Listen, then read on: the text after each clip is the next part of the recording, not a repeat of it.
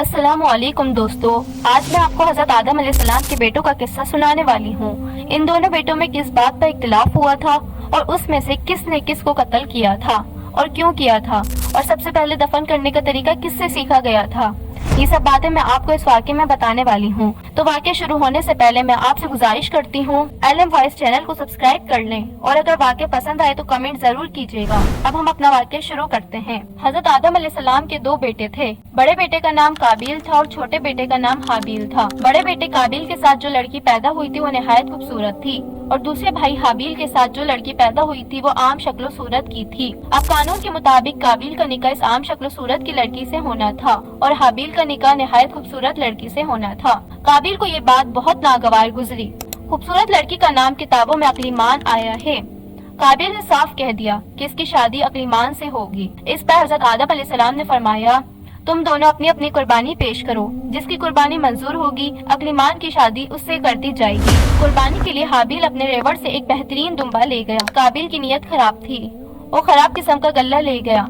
इस वक्त यह होता था कि जिसकी कुर्बानी को अल्लाह ताला कबूल कर लेता था, इस जिन्स को एक आग आकर जला देती थी। जिसकी कुर्बानी मंजूर ना होती, इस चीज को वो आग ना जलाती। इस तरह अल्लाह ताला की तरफ से आग आई और हाबिल के दुम्बे को जला गई। काबिल का रद्दी गल्ला जो का तो पड़ा रह गया। काबिल ये तौहीन बर्दाश्त ना कर सका। इसने तेश में आकर कहा, अब मैं तुझे कत्ल कर दूंगा। इस पर हाबिल ने जवाब दिया, अल्लाह ताला सिर्फ परहेजगारों की कुर्बानी कबूल करता है।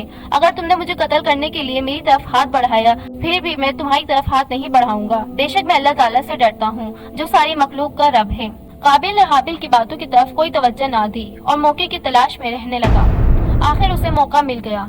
हाबिल जंगल में एक पत्थर पर सर रखे सो रहा था। काबिल आया, इसने एक पत्थर उठाकर इसके सर पर मार दिया। इस तरह इसने अपने भाई को कत्ल कर दिया। ये जमीन पर सबसे पहला कत्ल था। कत्ल तो इसने कर दिया, अब उसे ये मालूम नहीं था कि लाश को कैसे छुपाए। इस वक्त तक आदम अलैहिस्सलाम की औलाद में से कोई फौत नहीं हुआ था। काबिल परेशान था कि अब क्या करे। ऐसे में परवरदिगार ने दो कौवों को भेजा। एक ने दूसरे को मार डाला, फिर जमीन को रेत का गड्ढा बनाया और इसमें मुर्दा कौवे को रख कर इसके ऊपर मिट्टी डाल दी। इस तरह उसे दफन करने का तरीका मालूम हुआ। फिर जिस वक्त आदम अलैहिस्सलाम की वफात का वक्त आया, हज़रत हव्वा अलैहिस्सलाम ने मौत के फरिश्ते को देखा तो डर गई और हज़रत आदम के करीब होने लगी। इस पर आपने फरमाया, मेरे और मेरे रब के दरमियान हाइल ना हो।